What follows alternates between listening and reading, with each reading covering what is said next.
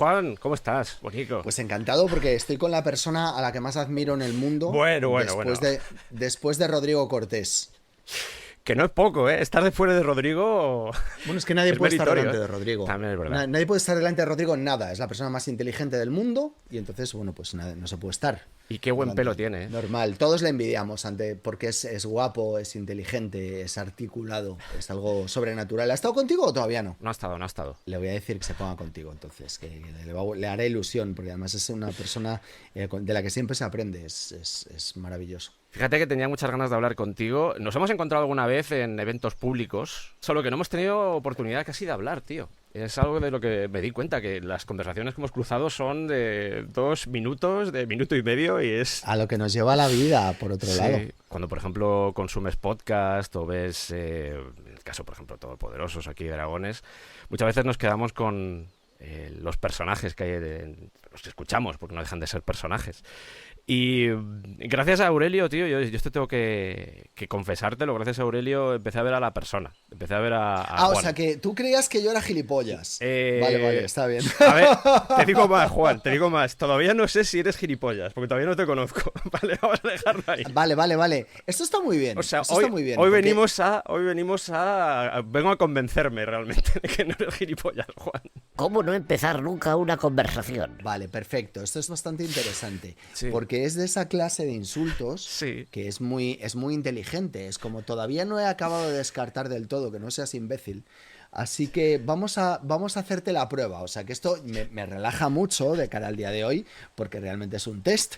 Es un test. No, vamos a ver medio segundo sobre este tema. Venga. Porque es curioso e interesante, porque la función del personaje de Juan en Todopoderosos, Juan con muchas jotas, como lo hace Arturo, ¿no? Sí. Es precisamente la de conseguir que Rodrigo, que es un tarao, parezca razonable. Y yo creo que lo consigue. O sea, hay gente a la que puede odiar el personaje que hago. Lo único que me da pena es cuando se lo creen, porque nos dan cuenta de que todo el podcast, como es normal, es ficción, ¿no? Pero por otro lado me la suda, porque a diferencia del personaje, a mí me da todo igual. Entonces, no me preocupa porque normalmente es una fricción que se produce al principio y que luego a medida que van pasando los programas va desapareciendo y entiendes que todo lo que tiene que ver con el concepto de Todopoderosos es un acto de generosidad y de amor, ¿no? O sea, desde el hecho de que sea un podcast gratuito al hecho de que todo lo que hacemos es intentar trasladar a la gente la pasión por las cosas que nosotros tenemos, hasta cómo nos escuchamos los unos a los otros, ¿no? Todopoderosos es un podcast donde no hay codazos. Ya. Nunca, jamás. O sea, tú puedes escuchar a la otra persona hablando durante 10 minutos, ¿no? Y cuando es el caso de Rodrigo, pues a lo mejor 33. Y esta era mi reflexión. Hace poco estuve en una entrevista y me decía se emocionó el entrevistador, no voy a decir su nombre tampoco, por si acaso luego quita esa parte, porque se emocionó, o sea, realmente hubo una emoción pura detrás. Y se emocionó porque me decía, tío, cuando te vi recogiendo el premio Ondas era como si de repente todos estuviéramos ahí, todos los que pertenecemos al podcast independiente, todos los que llevamos aquí trabajando un montón de tiempo, y contigo me pasa algo parecido. Porque esto lo he hablado muchas veces con Aurelio, que, tío, me alegra que las cosas te vayan bien. Y en un mundo en el que a veces nos dejamos mover o nos dejamos llevar por las envidias y por sentimientos negativos, cuando veo que las cosas te van bien y cuando te veo que sacas libros y cuando te veo yendo a sitios a presentarlos, que yo entiendo que también es parte del trabajo y tiene también sus contrariedades, pero, tío, me alegra de verdad, porque es como...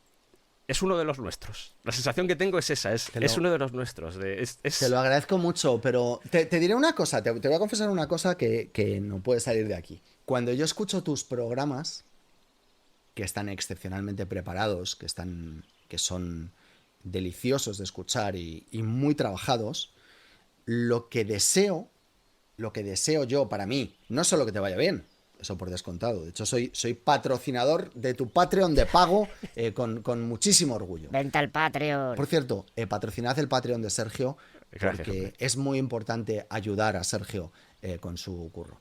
Y ahora viene el corte.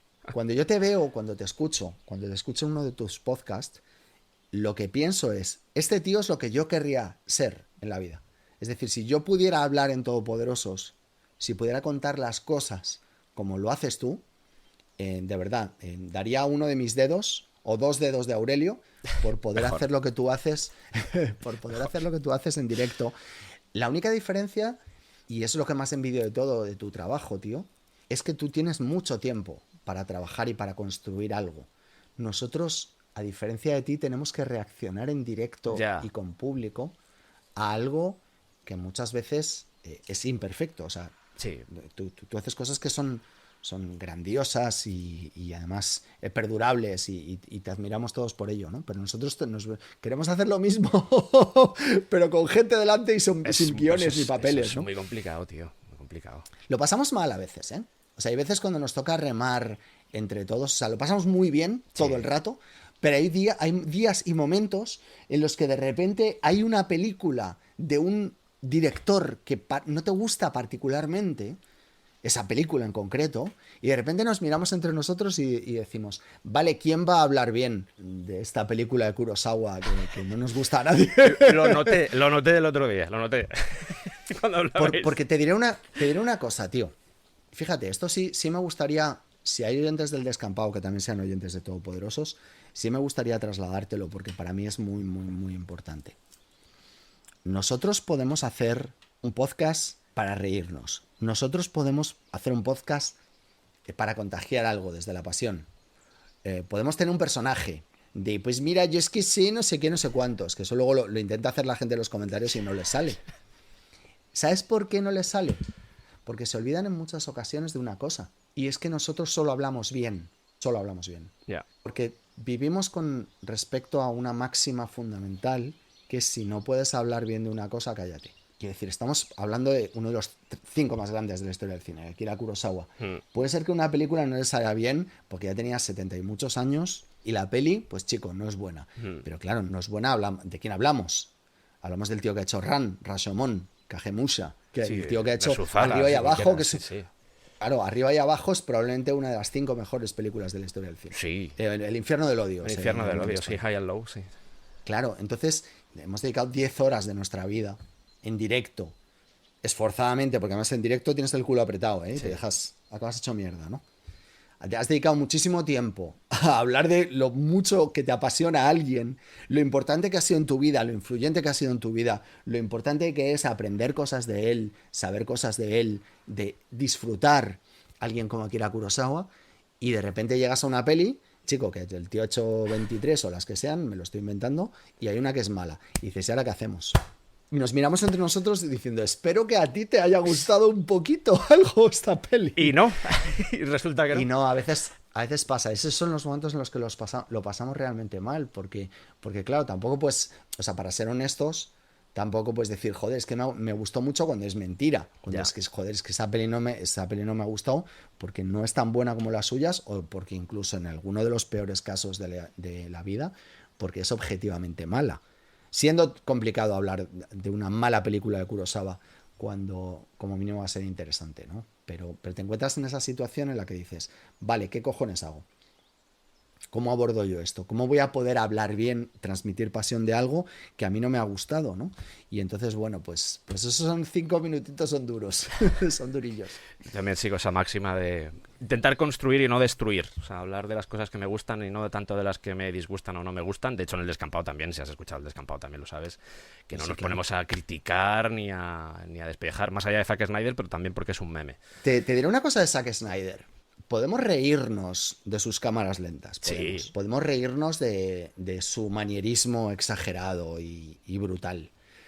Pero es un tío que incluso aunque haga malas películas como Rebel Moon 1 y 2, es un tío al que siempre ves con interés. Incluso Justice League, que luego vino Joss Whedon a destrozarla del todo, incluso la versión que hizo él en blanco y negro. Sí.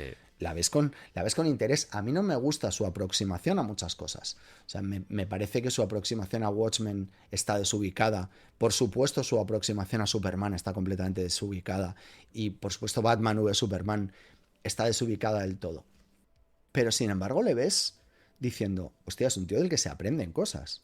Es un tío cuyo sentido de la pictórico estético. Y del cine es asombroso. Entonces, es alguien que creo que sería mejor pintor que director de cine, porque luego te hace la escena final de Man of Steel, que son 25 minutos de distraction porn, y dices, chicos, que aquí no hay ni una gota de cine, no hay nada. Pero sin embargo tienes el plano de Clark cayendo de la plataforma petrolífera y hundiéndose en el agua, que es de una belleza plástica sobrenatural, ¿no? Yeah. Entonces, bueno, pues yo no sé cuánto me podría reír yo de Zack Snyder, ¿eh? Creo que muy poco. Mira, más que él mismo, porque él no deja de ser un creador que tiene su propia visión del sus mundo. acólitos de su secta, Exactamente. ¿no? Yo creo que lo divertido al final es toda la gente que se lo toma tan en serio. Esto se trata de construir, de erigir esos dioses modernos y creer que tenemos que defenderlos ante cualquier ataque o ante cualquier crítica negativa del resto. Pero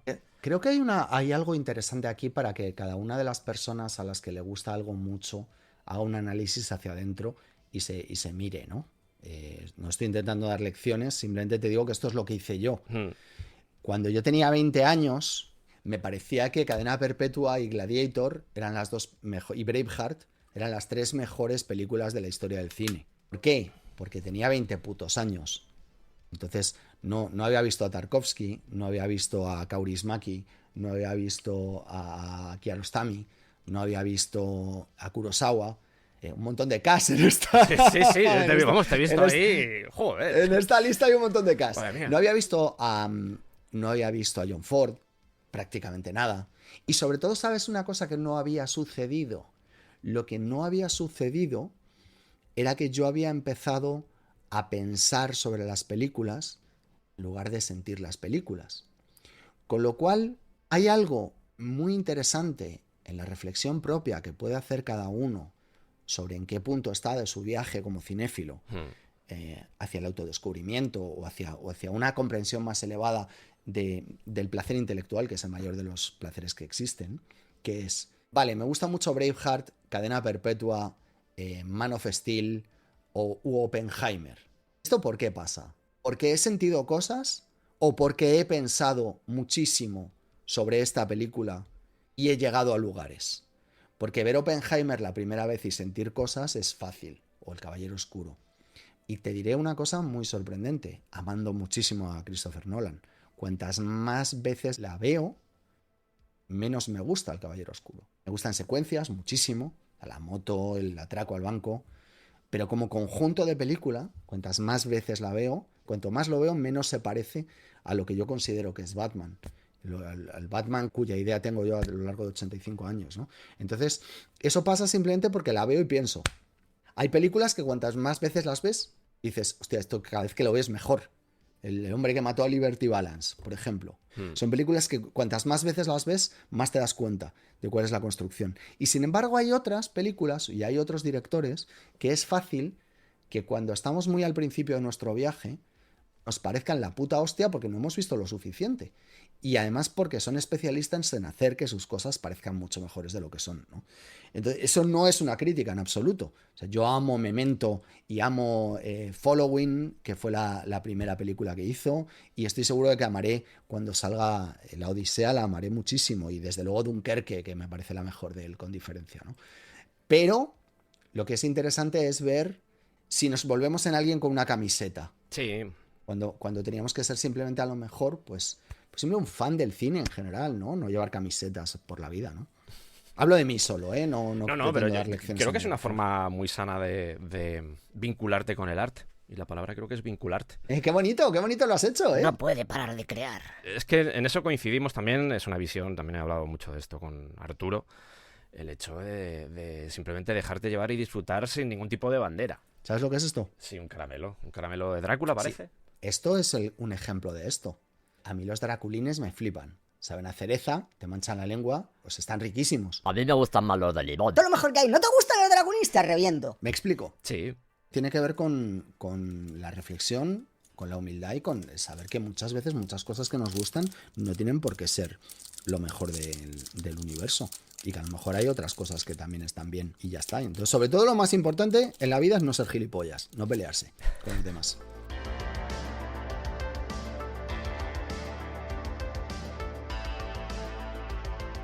Bueno, vamos a empezar, ¿no, Juan? Vamos a empezar ya con esta conversación. Llevábamos un rato empezando, ¿no? Esto no puede ser, de verdad. Porque te di 4 opciones, 4 elementos artísticos que fueran importantes para ti. Y vamos a comenzar con... se me ocurrió preguntarte por tu lugar de fantasía. No sé si favorito, porque lo de favorito creo que tiene ya connotaciones un poco manidas. Pero sí un lugar de fantasía que represente algo para ti. Un lugar de fantasía en el que te gustaría habitar o estar. Y tú elegiste uno... A mí me gustaría acordarme de qué es lo que te dije. Señor de los Para Anillos. cada una de Vamos a jugar de al las revés. cosas. Vale. Supongo que diría la comarca, ¿no? Me imagino. Las Cortes. Dije Edoras, ¿no? Es correcto. Entonces, Ahí está. La comarca también podría haber estado bien, ¿eh? De hecho... ¿podemos poner música en este podcast? Te digo más. Vamos a viajar a Edoras. Y en este momento... No sé si tú eres muy rolero, Juan. ¿Ves esto que tengo detrás de mí que estoy señalando con el dedo? Sí. Estos son todos los tomos de Dungeons and Dragons con todas Fantástico. las aventuras que tengo compradas. Strahd, Oye, muy bien. Waterdeep. Muy bien. Quiero que imagines cómo vamos paseando por esas calles. Mientras charlamos. Vale, yo lo que hago mientras charlamos es centrarme en el cuerno que suena cuando Howard Shore nos lleva desde la cabalgada del el Caballero Blanco y sus acompañantes hasta la presentación de la dama Eowyn en el borde del palacio de Theoden, ¿no? Creo que ese momento... Ya tengo los pelos de punta ahora mismo, tengo los pelos como escarpias. Creo que ese momento es para mí, solo hablo de mí, el más bello de toda la historia del cine. Podría rivalizar en mi humilde opinión, o en mi imaginario personal, con el instante en el que se encienden las almenaras. O sea, el momento en el que yo más he sentido en una sala de cine y que vuelvo a sentir cada vez que me enfrento a esa película, lo cual es mínimo 2 veces al año, es este instante.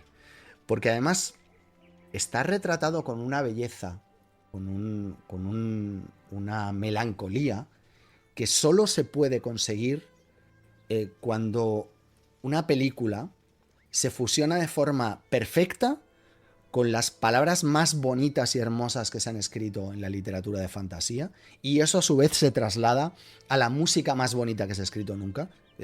Casi todo el mundo cree que E.T., el extraterrestre, es la mejor banda sonora de la historia. Bueno. A mí me parece muy bien que lo piensen, pero para mí es... Yo es que eso de lo mejor, cada vez estoy más en contra, de verdad, de lo mejor o lo peor. Puede ser lo que más te guste, pero lo mejor o lo peor. No lo digo por ti, ¿eh? No es una corrección a ti, sino a toda esa gente que dice, este es el mejor guitarrista de la historia, esta es la mejor película de la historia. Vale. Hostia, pues depende. Podríamos de cada uno, indiscutiblemente tío. hablar de E.T., el extraterrestre, como una de las mejores bandas sonoras de la historia. Sí, es preciosa esa banda sonora. Probablemente sea la obra cumbre de John Williams, pero creo, por lo menos para mí, un lugar en el podio se lo merece la composición completa de Howard Shore. Sí. Además, yo tengo los discos en vinilo de todas las grabaciones del Señor de los Anillos. Lo que hay en Spotify o en Tidal o en Kobuth normalmente son trocitos, ¿no? Hay que buscar en los The Complete Recordings, que es cuando flipas, cuando te das cuenta de la belleza que es esa banda sonora, ¿no? Y estar aquí en Edoras, pues me gusta mucho. Además, huele mucho a caballo. Puede que demasiado incluso. Puede que huela demasiado a caballo. Eso siempre lo he pensado. Dicen, les llaman los señores de los caballos. Digo, aquí tiene que oler a cuadra que flipas. Pero increíble. Pero increíble. ¿Te sorprendió la representación que hicieron en la película con respecto a lo que tú tenías en la mente cuando lo leías? Cuando leías la descripción que hace Tolkien de ese palacio dorado. Coincide algo muy hermoso, ¿no? De cosas. En este viaje que es nuestra existencia, tan extraño y tan bonito y tan lleno de baches y de rugosidades. Yo leí El Señor de los Anillos con 13 años, inmediatamente después del Hobbit. El salto, obviamente, entre una historia y otra, como sabes, es brutal, ya tanto en cuestiones de escala como en cuestiones de escritura, ¿no? Sí. Hay mucha distancia, incluso, pero también hay décadas entre un libro y otro, ¿no? Aunque nosotros lo leamos seguidos, ¿no? Bueno, y la propia intención de Tolkien al crearlos también, que es totalmente diferente. Esto es, bueno, pues sigue siendo mi libro favorito, pero no solo por las cosas que cuenta, sino porque es un pionero en transformar la sopa primordial que es la mitología en algo tangible y poderoso y absolutamente inescapable, ¿no? Es escribir un libro del que nadie que quiera dedicarse al género fantástico pueda escapar nunca. Es imposible. Y esto lo leí y me transformó por dentro. Dedicado mi vida a los libros, porque otros dedicaron su vida a los libros antes que yo, ¿no? Y entonces, claro, estamos hablando de un genio que fue el primero en lo suyo y casi el último. Después ha venido mucha gente que ha hecho muchas cosas. Igual que en la filosofía tú no puedes escapar de Platón y Aristóteles, pues todos los que han venido detrás de Tolkien tampoco han podido huir de él, ¿no? Entonces por eso le admiro. Y curiosamente, después de leer el libro muchas veces, porque lo leo todos los años, llegaron las películas. Después de haber visto Ralph Bakshi, por supuesto, que me gustó mucho, porque fue un coitus interruptus, ¿no? Y luego llega Peter Jackson. Y se le ocurre estrenar las películas los días 17, 18 y 19 de diciembre, es decir, el día de mi cumpleaños, el siguiente y al otro. Con lo cual, para mí, durante los 3 años seguidos que fuimos al cine a ver las películas de Peter Jackson, eso se convirtió en una fiesta. En aquella época era muy, muy pobre, ¿vale? Era un estudiante universitario y yo compraba entradas para mí, para todos mis amigos, todas las que podía. A lo mejor íbamos 10 personas al cine, que me costaba una... O sea, eso era duro en aquella época, ¿no? Porque quería que todos viéramos la película al mismo tiempo. Así de importantes eran para mí. Y cuando llegamos a las 2 torres y llegamos a este momento, yo estaba llorando. Yo lloraba en la butaca cuando vi el vestido de Owen al viento y a ellos cabalgando y pasando al lado de los No Me Olvides, de los Silmelmine, no me acuerdo cómo se dice, soy incapaz de pronunciar el élfico, ¿vale? Silmelmine, una cosa así, ¿no? Sí. Cabalgan y luego empiezan a subir por Edoras y vemos como los caballos caracolean cuando van subiendo a Rohan. Y yo iba mentalmente recitando en mi cabeza la frase que quería que pronunciase Aragorn cuando le quitaban la espada, ¿no? No la dice en la película, pero sigue siendo una de mis frases favoritas de la historia de la literatura. Le piden, ¿tengo tu permiso para citarla? Sí, claro. Debe ser la ayuda de cámara del rey, en cualquier caso el que está en la puerta impidiendo que nadie entre a la sala del trono de Theoden con armas, ¿no? Entonces le pide a Legolas que deje el arco, le pide a Gandalf que deje el callado, que no lo hará, y le pide a Aragorn que deje la espada, ¿no? Que deje a Andúril. Y él dice que no, él no va a dejar a Andúril apoyada contra la pared. Y dice, pero es que es la voluntad de Theoden, le dice Jama. Y Aragorn le responde, no veo por qué la voluntad de Theoden, hijo de Tengel, por más que sea señor de la Marca, ha de prevalecer sobre la voluntad de Aragorn, hijo de Arathorn, heredero de Elendil, señor de Gondor. Entonces tú te cagas encima y dices, tío, me quiero casar contigo. O sea, yo estaba enamorado de Aragorn desde los 13 años y aquí sigo. 33 años después o 36 años después enamorado de él. Y sabes recitar cosas. Yo soy un apasionado de la historia del Señor de los Anillos. No soy capaz de recitar toda la genealogía completa de los enanos, Sí. ni hablar en élfico, ni tengo una asociación dedicada a apreciar la obra del profesor. Yo soy solo un imbécil al que esta historia le gusta muchísimo. Y que si le dices no puedes pasar, te dice regresa a la sombra, llama de Udun. Pero probablemente lo esté pronunciando mal. ¿Tú crees que El Señor de los Anillos es una alegoría de la tristeza? No es una alegoría de la tristeza, desde mi punto de vista. Ok. Es una historia muy triste que nos habla sobre el lamento de la pérdida y el crecimiento que supone, el dolor de huesos que supone el hecho de dejar ir la vida en el mundo, la magia en el mundo, porque otros tienen que ocupar nuestro lugar. El Señor de los Anillos y la historia del paso de la tercera a la cuarta edad es, creo, la historia de la batalla entre el bien y el mal, la historia de la aceptación, el ensalzamiento de lo pequeño, pero sobre todo es, creo, el aprender que la vida pasa y otros vienen detrás de nosotros. Y los que una vez fuimos grandes tenemos que subirnos a un barco y caminar y navegar hacia el sol, porque conquistamos el mundo para los que vienen detrás de nosotros, a los que tenemos que intentar dejárselo lo más limpio y lo más bonito posible, ¿no?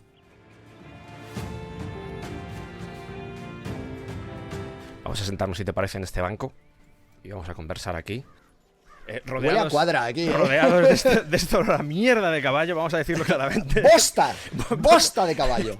Truño de ¿Es quino. bosta de caballo o boñiga? Porque siempre dudo. Yo prefiero bosta, se te llena más la boca. Aunque boñiga no está mal, ¿eh? Con boñiga se te llena un Boñiga poco. está bien, tiene una ñ. Todo lo lleve ñ está bien. Pero bosta, o sea, eso es, eso. O sea, se te llena la boca completamente con bosta, ¿eh? Está bien, es bonito. También te pedí, y fíjate que esto yo no lo sabía antes de leer, porque acaba de sacar novela, vamos a hacer al menos una mención. Se llama Mentira, es una novela autoconclusiva independiente, comprárosla porque es buenísima. Sigamos. Y no sabía yo lo que... porque no la había leído todavía, pero te propuse elegir una novela de misterio. Y simplemente con esto, Juan, podemos estar 3 horas hablando, porque aquí has tocado hueso. Has tocado, y además de mi corazoncito, las dos cosas, hueso y corazoncito. No sé cuál te dije, así que preséntala. Te doy una pista, Agatha Christie. Ah, entonces sería probablemente El misterioso caso de Styles. Es correcto. Que si no recuerdo mal es su primera novela. Primera novela publicada efectivamente que tiene desde 1920, aunque 1920-21, depende del país, porque se publicó primero en Estados Unidos antes que en Inglaterra, si no me falla la memoria, pero vamos, que tiene ya más de 100 años, tío, 106 años tiene esta novela. Y seguimos leyéndola. ¿Quieres que vaya por mi ejemplar? Por favor. ¿Me das un segundo? Por favor, seguramente tengas el mismo que yo. Vamos a tener muy probablemente... Estos de bolsillo chiquiticos, de molino, clásicos. Traigo dos cosas. He caminado hacia la estantería de mi despacho donde se guarda mi corazón. Hay una estantería en mi despacho en la cual está El Hobbit, El Señor de los Anillos en su edición de Minotauro. Tengo este libro, creo que tengo este libro 25 veces en distintas ediciones, en inglés, en castellano. Tengo la primera edición original en bolsillo que se publicó en Estados Unidos también. Tengo los libros que me han construido a mí. Desde el corazón, no desde la lógica. Tenemos El Señor de los Anillos, tenemos Dune, por ejemplo, tenemos Momo, La historia interminable, por supuesto, La isla del tesoro, Huckleberry Finn, y tenemos El misterioso caso de Styles de Agatha Christie. Este de editorial Molino. ¿Este es el que tenías tú? Sí. Pues aquí lo tengo en la mano. Este es el ejemplar que leí yo cuando era un crío. ¿Por qué lo escogiste? Me lo puedo imaginar, ¿eh? Pero ¿por qué escogiste esta novela? Hay libros que aparecen dentro de tu vida y te cogen de la pechera y te dicen, esto es lo que eres tú. Hay muchas aproximaciones a la literatura y a lo que significa leer. Desde el punto de vista de un lector. Te hablo solo de alguien que tiene 13 años, 11 años tenía yo cuando leí esto, y de repente se da cuenta y dices, esto eres tú, y ya está, no puedes hacer nada al respecto. Quiero decir, sucede de una forma tan poderosa y tan profunda como puede ser, por ejemplo, el despertar sexual por el que pasamos muchos de nosotros, en el cual de repente te das cuenta de que te gusta alguien de tu clase, otra persona sin importar de la modalidad o forma en la que viene, y eso te cambia algo por dentro y tú de repente dices, joder, estoy sintiendo cosas que antes no estaban. Ya no hablo solo de reacciones físicas o espirituales, sino es conexiones neuronales que antes era imposible que existiesen en tu cabeza, ¿no? Y eso sucede al principio, porque cuando eres un crío lees con el corazón. Cuando eres mayor, lees con el corazón y con la cabeza. Por eso tú lees el proceso de Kafka y te pasa por encima. O sea, te arrolla, porque es muchísimo más grande que tú. Y tú lees, yo qué sé, por supuesto la Odisea, y también te arrolla porque te dices, no estoy entendiendo esto. Y luego hay cosas que lees y te hablan al insensato idiota que eres tú cuando estás leyendo y te dicen, esto es lo que eres tú, esto puedes hacerlo tú. Y entonces de repente dices, joder, yo creo que esto lo podía hacer. Y este libro me pasó. Yo leía esto y yo decía, ah, guay, pues sí, tienes un misterio, tienes un puzzle y entonces esto lo puedes hacer. Y además recuerdo con mucha nitidez esta taza de la portada, porque para mí era lo que significaba lo que era es una taza rota, os describo, es una taza de porcelana china rota en el suelo en bastantes pedazos. Descubriremos a lo largo de la novela que es con la que se ha envenenado a la víctima de la historia. No os diré más. Pero yo miraba la taza y decía, claro, porque es un puzzle. Piensas en quién ha matado a alguien y lo único que tienes que hacer es descomponerlo para llegar al sitio, pero con las piezas desordenadas. Y esa fue la conclusión tan idiota de mí. Bueno, que hice cuando era pequeño. Y aquí estamos, tío. Parte de la magia, de hecho, de lo que son las novelas de misterio, precisamente radica en lo que es el viaje. Porque la resolución no deja de ser un estallido dopamínico en el que se revela quién es el asesino. Aquí, por ejemplo, Agatha Christie lo hace. Además lo hace de una forma muy bonita que luego se va a poner, digamos, de moda, que es lo de vamos a juntarnos todos en una habitación. La acción de esta historia tiene lugar en una mansión, es un espacio, no es cerrado per se porque suceden cosas por el camino y juicios de por medio, pero es un espacio cerrado, vamos a decir, y esa reunión final en la que se juntan todos y se revela quién es el asesino o quiénes son los asesinos, produce, como digo, ese estallido dopamínico. Pero yo creo que lo bonito es el viaje en sí. Todo lo que es o sea, la conclusión es un problema que a veces sucede con las novelas de misterio, con novelas que en el fondo se basan incluso en el cine de gente como Shyamalan, que todo el mundo está esperando cuando se produce ese twist, y cuando llega pues te puede agradar o no.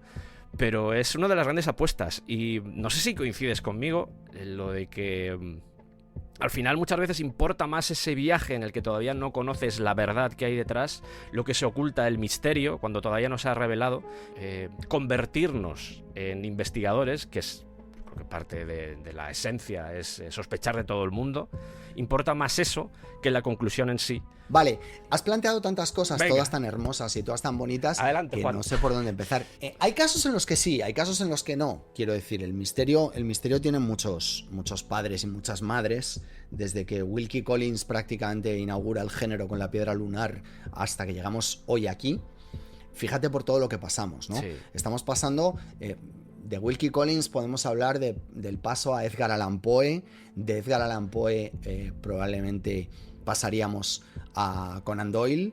De Conan Doyle el siguiente salto natural, el siguiente paso que daríamos, si hablamos de los franceses también, por supuesto. Al de Hugo, seguramente. Eso es, y Arsène Lupin, Sí. y tantos otros, ¿no? Pero pasaríamos de manera natural, pasaríamos a Agatha Christie. Agatha Christie será la grande durante muchísimos años, de la que muy poca gente podrá huir, y luego empezamos a ver cómo el thriller empieza a formarse. Sí. Y vemos aparecer a Le Carré, vemos aparecer, por supuesto, a Ian Fleming, vemos aparecer a Ken Follett, y el thriller anglosajón se acaba ahí, porque de Ken Follett a hoy solo hay una gran mega estrella que es Dan Brown, y el thriller anglosajón prácticamente muere porque no han evolucionado nada, ¿no? Pero sí que empiezan a descomprimirse y a abrirse otros caminos nuevos que se acercan a nuestro continente y a otros, ¿no? Que de repente tenemos a los japoneses, que son los mejores del mundo en habitaciones cerradas. Sí. Empiezan a aparecer animes y mangas que nos llevan a cosas muy grandes y muy hermosas. Por supuesto, el cine. Y la más grande que ha habido hasta ahora en este siglo es Gillian Flynn, que también es norteamericana. Y también llegamos a los suecos y los nórdicos.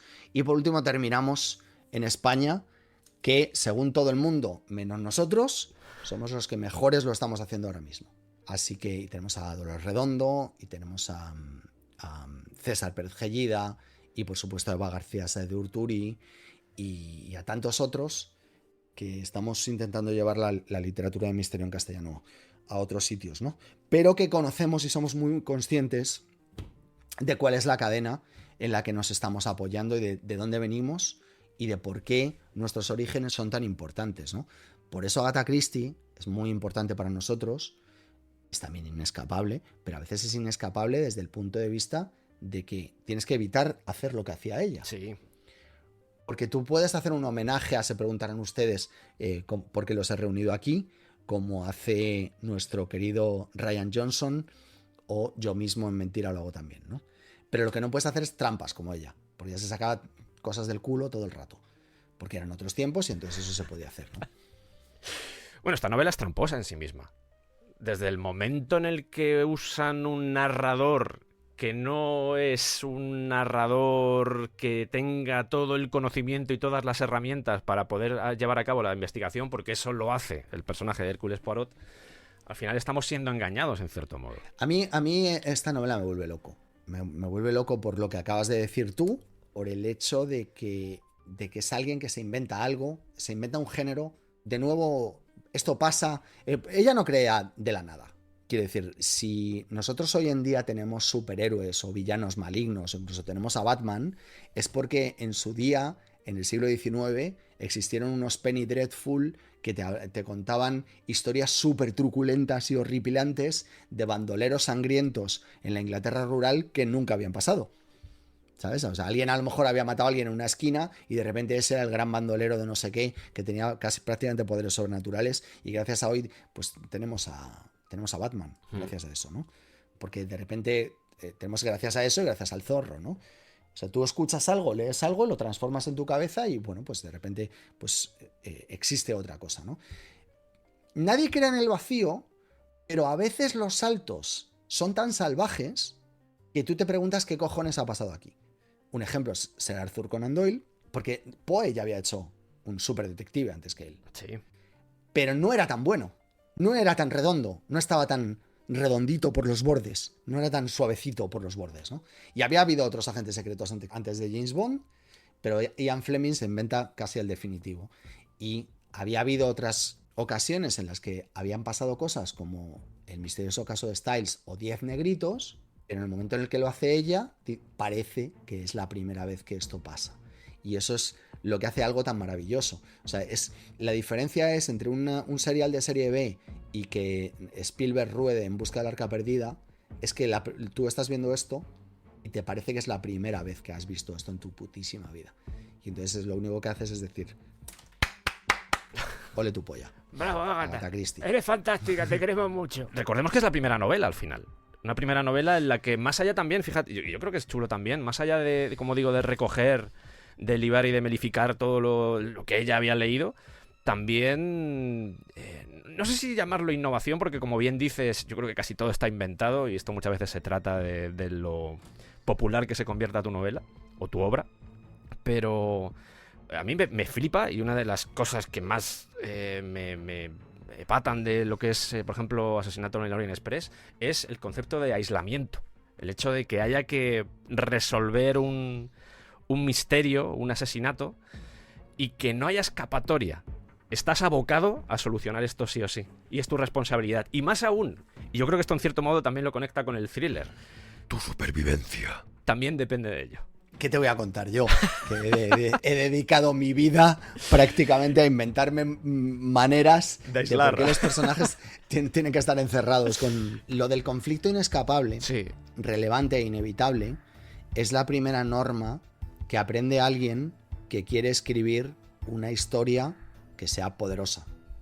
Porque si tú te puedes marchar de Lorca, no de Lorca, sino del Orca, del barco Orca en el Sí. que estamos persiguiendo al Al tiburón. efectivamente. Eso es, si tú te puedes escapar del Orca, no tiene puta gracia. O sea, lo interesante es que haya alguien tan chalado como el Capitán Quint que diga, este tiburón lo cazo por mis cojones. Y entonces rompe la radio porque no vamos a... No, esto es cosa nuestra. Cuando estás viendo al Capitán Quint destrozar la radio, tú dices, menudo gilipollas.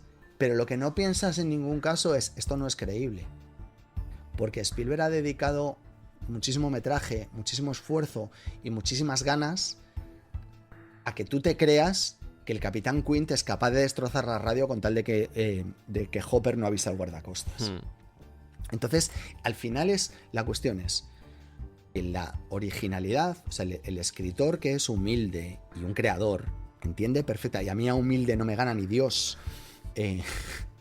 entiende perfectamente que lo importante no es la originalidad, porque la originalidad no existe. Lo importante es la manera de contar las cosas de forma fresca, que conecte con la gente con la que tú quieres hablar, y poder volver a contar la historia que a ti te han contado de manera que sea poderosa, interesante y relevante. Por eso, si nosotros nos sentamos a hablar de Superman, te podría explicar por qué no es original Superman.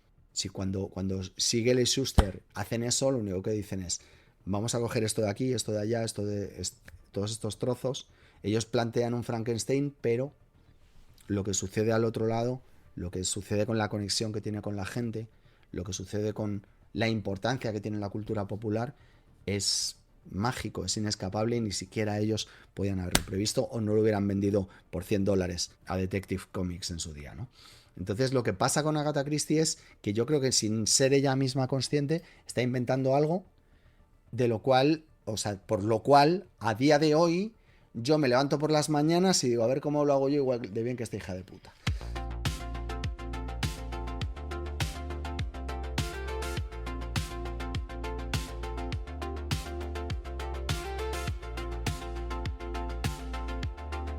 Vamos a ir con ese VHS, la importancia que tenían los VHS en nuestra vida. Yo creo que lo siguen teniendo. Muchos de nosotros aprendimos a ver películas, o al menos nos zambullimos en el mundo del cine gracias a esas grabaciones que hacíamos en ocasiones y que teníamos que revisionar una cantidad de veces inmensa porque no había opciones, básicamente. Y tú elegiste una película que no sé si te acordarás. Sé cuál es. Mira, me alegra. ¿Quieres que la presente? Por favor, preséntala porque ahora cuento mi experiencia viéndola de nuevo 30 años después porque ha sido fascinante. El guerrero americano, American Ninja, 1985. Maravillosa. Película maravillosa. De Sam Firstenberg. Hacía de Golan y Globus, por supuesto, de la Canon, y con todo lo que hacía la Canon. Muchas veces nos podemos poner las gafas para decir, nos gusta mucho Tarkovsky, qué bueno es. Pero todos crecimos viendo Delta Force, Desaparecido en Combate. Madre mía. Toda la saga del guerrero americano, que a cada cual es más desopilante. De hecho, el otro día yo hice la experiencia, como digo, 30 años después, de ponerme el guerrero americano de nuevo y lloré de la risa. Y no me lo esperaba, ¿eh? Lloré de la risa. O sea, me lo agradecerás siempre, espero. Te lo agradezco, por supuesto. Y esto coincide con una cosa que mencionabas antes mencionábamos lo de la importancia de cuando somos niños, leemos más desde el corazón, pero una vez vas llenándote... Ese corazón, en cierto modo, se va llenando de bagaje, vas aprendiendo cosas y vas leyendo otras cosas, o vas conociendo otras cosas, es donde entra la razón. Y es donde entra ya ese filtro que te dice, uy, esto sí, esto no. Y a mí me sorprendió mucho porque 30 años después...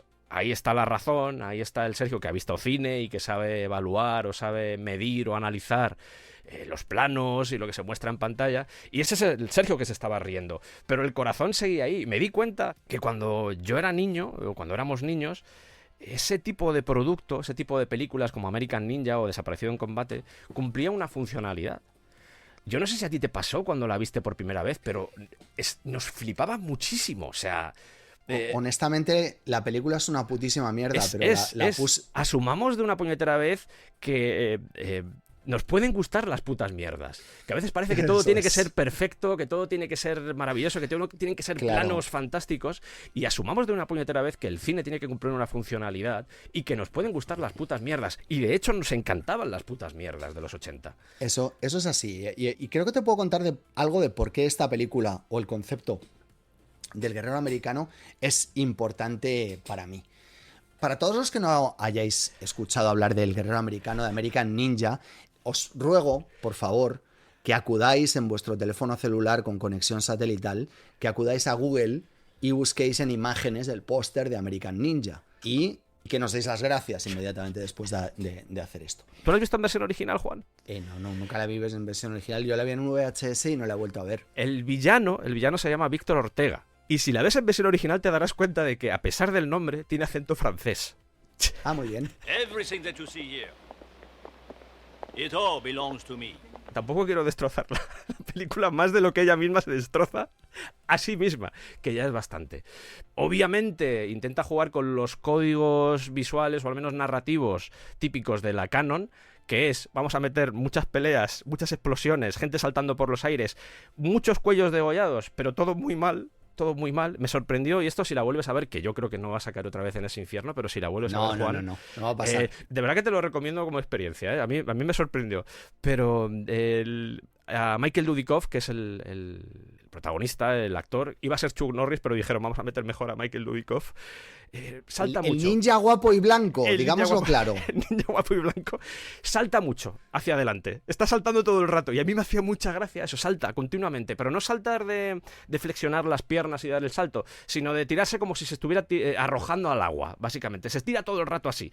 Le lanzan cosas, le disparan, siempre escapa de todo lanzándose hacia adelante. Y es algo que cuando ya se repite 18 veces, a mí lloré de la risa, Juan, con esta película. Lloré de la risa. Y fíjate que intento no volver a films, a producciones de la Canon, porque sea lo que me enfrento, porque yo he visto mucho de la Canon.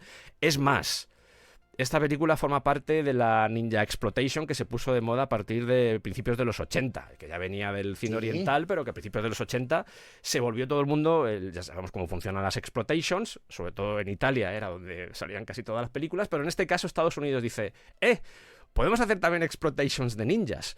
Y esta película forma parte de eso, como ha dicho Juan, 1985. Vamos a hablar de este tema porque esto un segundo. Sí. Es muy interesante que tú puedes hacer una historia que sea, pues las típicas que hacían los Shaw Brothers, Sí, que tú conoces bien. los 5 venenos, sí. Del cine chino de principios de los años 60 y que culmina en una de las obras maestras de la historia del cine, que es la otra que se me había ocurrido proponerte, que es Kung Fu contra los 7 vampiros de oro, que es cuando se juntan los Shaw Brothers y la Hammer Y dicen, y dicen... Tú haces putas mierdas amarillas y yo hago putas mierdas marrones. ¡Vamos a juntarlas! Y entonces hacen como Vegeta y Trunks y Goten, alguno de Trunks y estos, o Goku, Gohan, que alguno de estos, se sí. juntan los pulgares y ¡Fusión! dicen ¡superfusión! Sí. Pues esto es una manera de hacer algo que genera algo en algún sitio. Y luego resulta que todo eso evoluciona y se transforma en A, Matrix, en 1999, y B, Kung Fu Hustle, o Kung Fu Hustle, como se pronuncia, no se pronuncia en inglés, de Stephen Chow, que no sé si has visto, He visto. que es un peliculón. ¿La has visto? He ¿Gusta? Sí, tampoco quiero interrumpir tu digresión, o sea, no lo pretendo, pero es que depende muchas veces de los ojos con los que mires el cine. Y creo que eso es súper importante Claro. tenerlo claro. No puedes ver ese tipo de Pero- películas pidiendo o exigiendo. De hecho, creo que el arte, está bien que tengamos cierto criterio o cierta capacidad crítica, pero creo que es un error entregarte al arte esperando cosas o exigiendo cosas. Yo prefiero que me Eso es. Ya no es la expectativa, es la exigencia. Todo eso está muy bien, tío. Porque fíjate, tú puedes ver una peli de hostiejas y puedes decir, vale, ahora voy a hacer mi propia peli de hostiejas. Y esa peli de hostiejas puede ser Kill Bill, o puede ser Kung Fu Hustle, o puede ser Golpe en la Pequeña China. Sí. Y todas esas películas son maravillosas. Y son maravillosas por una razón. Tarantino te pone un sujetakatanas en el avión y le da exactamente igual. John Carpenter hace señores que vuelan y disparan rayos desde la punta de la mano y pone un protagonista que simplemente pasea por allí y que no importa nada, como Kurt Russell, Sí. que no tiene ninguna influencia en la historia, y le da igual. Y en Kung Fu Hustle hacen lo mismo, no voy a contarla mucho porque me gustaría que la vierais, porque es un peliculón. Es un peliculón, honestamente. Y tiene momentos de cine que ya quisieran muchísimos cineastas pretendidamente serios. ¿Por qué? Porque lo hermoso de esta gente, como creadores, es la puta desvergüenza que tienen. Entonces, hay gente que tiene desvergüenza y hace American Ninja, por ejemplo. O, te diré más, una película que todo el mundo cree que es muy buena, pero que no lo es, como es Enter the Dragon, de Bruce Lee. ¿Vale? Son películas que, bueno, ¿es mejor Enter the Dragon que American Ninja? Por supuesto. Sí, eso sí, sí. Pero la característica que tienen ambas es que les da igual. O sea, narrativamente, American Ninja, el guerrero americano, es el equivalente de que tú vas conduciendo por la carretera y llegas al bar, este típico bar gigantesco de camioneros que te dan unos bocadillos de puta madre y te venden miguelitos de la roda. Pues en la entrada de ese bar siempre lo que hay es un expositor gigante que te venden cuchillos y espadas y toda clase de movidas. Entonces tú ves una katana en el bar de carretera, te la compras y sales diciendo, ya soy un ninja. Pues esto es lo mismo a lo que acabamos de asistir. Y sin embargo, lo que producía esa película cuando tú la veías ahora produce risa, como te ha pasado a ti. Sí. Pero lo que producía en 1985, cuando tú veías esa peli, eras un crío, no habías visto nada, era un molonismo que te cagas. Claro, y tú tío. salías de ahí diciendo... Queriendo ser un Soy ninja. Sí, sí. Y, Claro. y al día siguiente en el patio estabas jugando a que erais ninjas, tío. Fíjate, nosotros vivimos en un país de tradición católica y de tradición judeocristiana, por supuesto, y también bastante godardiana, porque Godard aquí en este país tiene muchísima importancia, sobre todo entre los creadores. ¿Cuál es el problema de eso en el siglo XXI? El problema de eso en el siglo XXI es que nos seguimos tomando demasiado en serio a nosotros mismos y creemos que las películas, que las novelas, que los tebeos, que todo tiene que significar algo.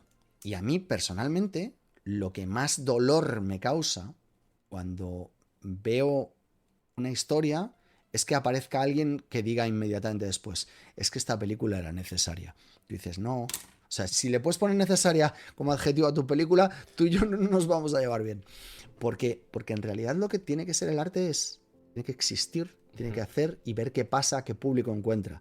Pero cuando nos tomamos tan en serio a nosotros mismos, cuando creemos que tenemos algo que decir sobre el mundo como es, desde antes de hacerlo, entonces, tío, la estamos cagando, pero vamos, es que flipas. Porque es como, no, tío, en muchas ocasiones nos pasa a los españoles, ¿no? Que llevamos tantos años, incluso aunque seas ateo, no puedes huir de la culpa de tener que dedicarte a algo que hace entretener a la gente, ¿no? Y entonces es como que inmediatamente todo el mundo se busca una excusa para que eso sea relevante. Y digo, pégate a tomar por culo, hombre. Vamos a entretener a la gente lo primero y ya decidirán ellos si es relevante o no, si es importante o no, si les importa o no. Porque te puedo garantizar que Tiburón no es una película necesaria, que El Padrino no es necesaria, que Superman de Richard Donner no es necesaria. Y sin embargo, pues aquí estamos viéndolas 50 años después, ¿no? ¿Crees que se debe a una pérdida de inocencia el hecho de hacernos...? Porque muchos de los que critican precisamente eso en la actualidad son aquellos que disfrutaban con este tipo de cine. ¿Crees que ese tipo de cine está conectado o imbricado a esa inocencia que teníamos de niños? ¿O crees que va más por un tema de, en realidad, no entender la función del arte? Creo que yo soy un gilipollas y un imbécil que no debe dar lecciones a nadie. Pero desde mi estupidez y mi imbecilidad... No, pero no se trata de dar lecciones, Juan, ¿eh? Yo te pregunto porque... Voy a un sitio. Vale. Desde mi gilipollez y mi imbecilidad, creo firmemente que hay una división en el arte que contaba muy bien Stephen King en su libro Mientras escribo, que yo recomiendo a todo el mundo. Y como Stephen King es figura de autoridad y es un hombre mucho más inteligente que yo y ha vendido muchísimos más millones de libros que yo, pues vamos a contar cómo lo explica él. Él decía que había dos maneras de escribir. Una es escribir para ti y otra es escribir para tu mamá. Cuando escribes para ti, pues haces una cosa que te va a gustar a ti. Y ya está. Entonces eso se puede publicar o no, pero ya lo has hecho y tú estás bien, estás satisfecho. Cuando escribes para mamá, tu escritura, de manera natural, empieza a parecerse un poco a mira mamá que bien escribo. Y él hace la comparativa de que se parece mucho al niño llevando el orinalito con la caca recién hecha porque ya ha terminado de hacer la caca. Y dice, mira, he conseguido hacer esto. O Homer andando con las manos en Los Simpson y la madre diciendo, sí, Homer, ya te vimos, ¿no? El tema es que la honestidad tiene mucho que ver con querer mirar hacia adentro, hablar hacia adentro. Pero hay un momento en esa pérdida de inocencia que se produce, creo que lo has expresado tú de una manera excelente, mucho mejor que yo, ¿no? Que se produce cuando somos adolescentes y de repente nos salen granos y empezamos a ser conscientes de que la gente nos está mirando, ¿no? Pero creo que es mucho más bonito, yo por lo menos intento hacerlo así, ¿no? O sea, yo escribo para mi yo de los 13, no para el de los 14. Y si a mi yo de los 13 esta peli le flipaba, sería por algo. Claro. ¿Sabes? Entonces, a mí no me importa, yo no tengo vergüenza. Yo sí... Una de las cosas, esto lo he contado muy pocas veces, creo. A lo mejor creo que es la primera que lo hago en público y grabado, ¿no? Pero hubo una editorial que me ofreció un contrato muy grande por Reina Roja, antes de que se escribiera. Entonces yo les conté de que iba Reina Roja. Y me dijeron, sí, pero esto es España. No le pongas superpoderes a Antonia Scott. Y no llegamos a un acuerdo. En ese momento yo supe que no podía trabajar con esa persona. Porque Antonia Scott tenía superpoderes, hostia. O sea, es la mujer más inteligente del mundo.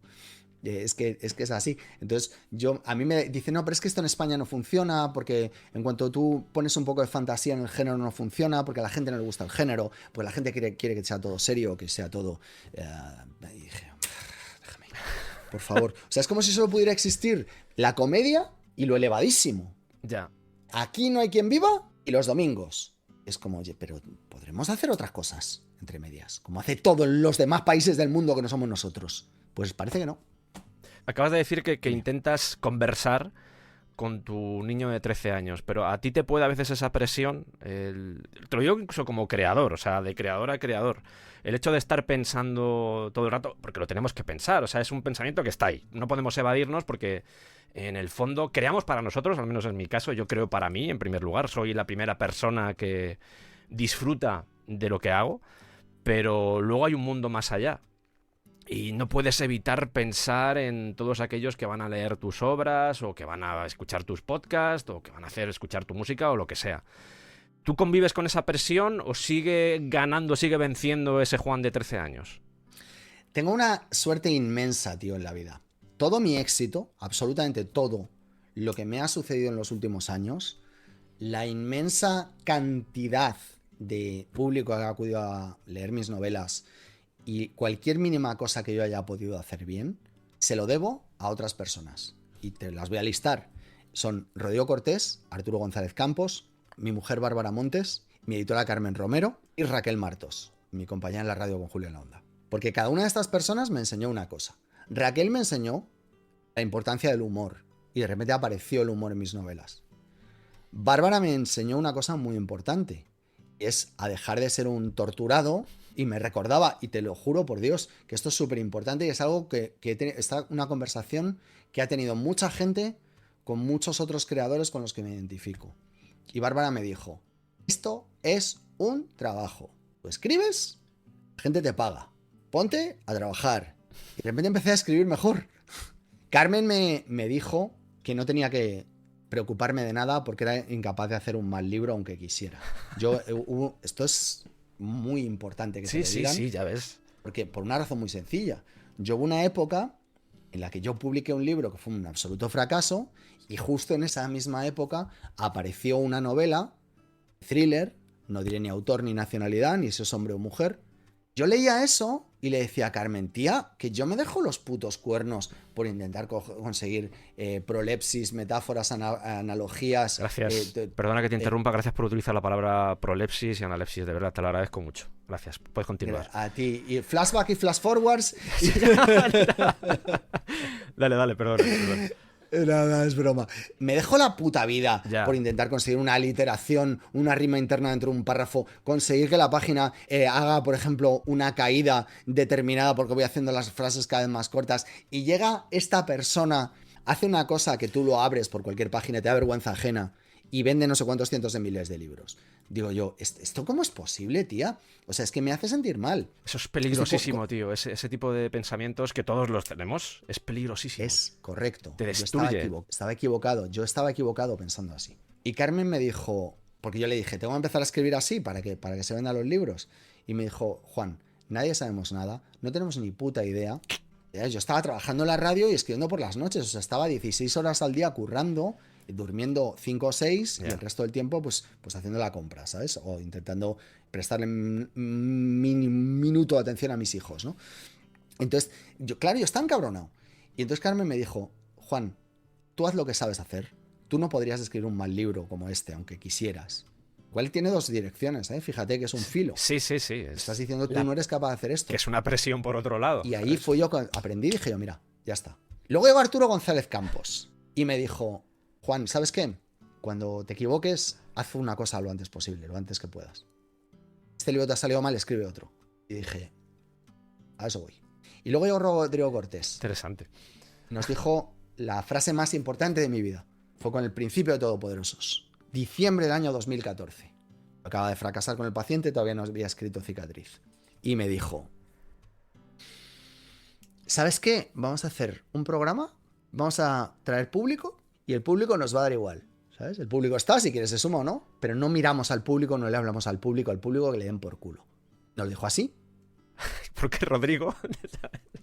No, Rodrigo lo dijo de una manera absolutamente Sí. exquisita, Sí. maravillosísima y respetuosísima. Pero la clave de todo esto era una muy, muy, muy importante. Y es que si tú quieres respetar a la gente con la que dialogas, no puedes tenerlos en cuenta. No puedes hablarle al público, porque el público no existe. Ya. Tú no puedes dialogar con 10 lectores para saber qué haces. Tú no puedes dialogar con cientos de miles de personas para saber cuál es la nueva película de Star Wars que quieren. No puedes hacer eso. Lo único que puedes hacer es decir, ¿qué cojones de película quiero yo? ¿Qué cojones de novela quiero yo? Tú me das igual. Eso no quiere decir que no te respete, es al revés. Es que creo que la mejor forma de respetarte es no tenerte en cuenta, porque no existes. Y porque no voy a ir a tu casa a preguntarte qué película quieres que te haga. O sea, eso no se puede hacer. Entonces, como eso no se puede hacer, y como a mí me importa mucho la gente, honestamente te lo digo, yo adoro las firmas, adoro estar con la peña. Y cuando me dice una persona, es que no me ha gustado que hicieras no sé qué en no sé qué novela, y entonces yo le respondo otra frase que me enseñó Bárbara, que es magnífica, que es, esto vendría siendo tu problema. Y es como, si no te ha gustado el libro, está de puta madre. Muy bien, pero no es mi problema, o sea, no me lo traslades. ¿Te gustan mis libros? Cojonudísimo, te quiero muchísimo, te voy a dar un abrazo. Me estás dando de comer a mí y a mis hijos. De verdad, te lo agradezco infinitísimamente. Pero la única forma en la que yo puedo crear es desde mi corazón. Desde que soy un tío que es subnormal, al que le gusta American Ninja, al que le gusta Sharknado, al que le gusta Mortadelo y Filemón. Que la inspiración fundamental para escribir mentira fue la cizaña de Uderzo y Goscinny. Entonces, ¿qué te voy a decir? ¿Qué quieres? ¿Que haga como los escritores pretendidamente súper elevados, o los guionistas o directores de cine súper elevados, que te empieza a decir, no, porque realmente las memorias de penumbra de Chateaubriand, toda esa colección de cartas, pues fue muy influyente en mi vida, y luego la biografía de María Estuardo de Zweig me sirvió para apoyarme? No soy esa persona. Yo sí también me he leído esos libros, pero yo con lo que vibro, a mí lo que me pone el corazón a mí y los pelos de punta es el puto Howard Shore tocando el momento en el que aparecen Gandalf y Aragorn, ¿sabes? Cuando dice Legolas, they're taking the hobbits to Isengard, yo aplaudo, joder. Soy esa persona. Entonces tengo un gusto vulgar, ¿qué le voy a hacer? Pues ya está.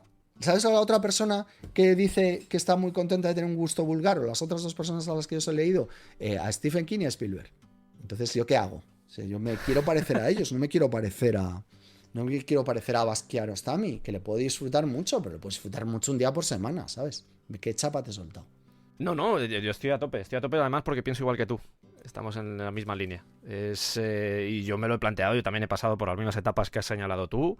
He pasado por esos momentos de, yo lo llamaría toxicidad, en el que comienzas a ver lo que tienes alrededor y te das cuenta de que tú te estás dejando la vida por hacerlo lo mejor posible. Y que gente con, no sé si talento, pero con menos trabajo, o con menos capacidad, o con menos herramientas, o con lo que sea, acaban colocando productos que no tienen en principio tanta calidad como puede tener la tuya, pero que se ganan la vida mejor que tú. Y ese pensamiento, yo he estado ahí y afortunadamente salí en el momento en el que dije, un poco siguiendo el hilo de lo que tú has dicho. O sea, básicamente decir, oye, ¿me beneficia a mi arte? ¿Beneficia a mi bienestar? No. Yo lo que tengo que hacer es hacer cosas. Haz tu mierda, ya está. Haz tu mierda. Haz tu mierda, es el pensamiento. Te pongo un ejemplo. O sea, yo estoy en una posición de privilegio. He vendido millones de libros. Eso quiere decir que económicamente voy bien, soy una persona afortunada, tengo muchísima suerte. Yo tengo un amigo que se llama Alberto Martínez Caliani, que es un grandísimo escritor. Es un tío que cuenta novelas, o sea, cuenta historias de puta madre. Publicar Mala Gente en junio. El año pasado Siempre vienen de noche. Es un gran escritor, de verdad te lo digo, ¿eh? Y vende 10.000 ejemplares de cada libro. Tiene que tener más curros porque no llega. Y ese tío se merecería tanto o más que yo vender lo que yo vendo. Sin embargo, no le va bien. ¿Por qué pasa eso? No porque no sea capaz de conectar con el público, sino porque no ha tenido suerte. Claro, es que es tan sencillo como eso. Es suerte, sí. Es tan sencillo como eso. Y ahora démosle la vuelta. Yo estoy muy contento con mi vida. O sea, soy muy feliz. De verdad. No necesito nada más. O sea, me puedo comprar los libros que quiero, los Blu-rays que quiero. Tengo un ordenador que puedo cambiar cada 3 años. Y mis hijos están cuidados y están bien. Entonces yo no necesito más. Ahora bien, imaginemos que a mí me entrara el mismo bicho del que estábamos hablando antes. Y dijera, ¿y por qué yo no puedo ser como... sin poner nombres... como ese famoso autor de literatura fantástica, que son 15 personas en realidad, aunque firme él solo? ¿O por qué no puedo ser como esa famosa escritora de thrillers, que además le han hecho una película hace poco, que también escribe como 17 libros al año? Porque son mucha gente, claro. Eso obviamente es lo que pasa siempre, porque tú no puedes hacer más de 2 libros al año, eso es imposible. Entonces, si te está haciendo, la persona esa te está haciendo 5 libros al año, algo falla, no la está haciendo él. Es correcto. Vale, claro, es que eso ya te lo digo yo. Sí, ¿no? O sea, no se puede. Ya está. Entonces, ¿por qué yo no puedo vender, en vez de millones de libros, por qué no puedo vender cientos de millones de libros como ellos? ¿Por qué no voy a hacer? ¿Por qué no, Juan? ¿Por qué no? Porque tú lo que no vas a hacer es liarte a contratar gente para que te escriban libros y luego dedicarte a venderlos. Pues entonces dejarías de ser el chaval al que dice, joder, ¿qué voy a hacer en el próximo libro? Pues mira, me apetece hacer esto, más esto otro, y mira, voy a abordar por primera vez la figura del narrador no confiable y no sé qué, y dejarme 2 putos años ahí delante de la vista, delante de la pizarra digital que tengo, que te enseño ahí, que es donde planifico las novelas, y pensar en una cosa que me guste. Y cuando termine no me la voy a poder comer yo, se la tengo que dar a los demás, porque claro, obviamente yo no la puedo leer, porque ya me sé cómo acaba. Pero eso es lo que yo quiero ser. Y luego ir a los sitios y venderlo. No ser una persona que tenga una empresa que se dedique a fabricar libros. Entonces, la cuestión siempre es la misma.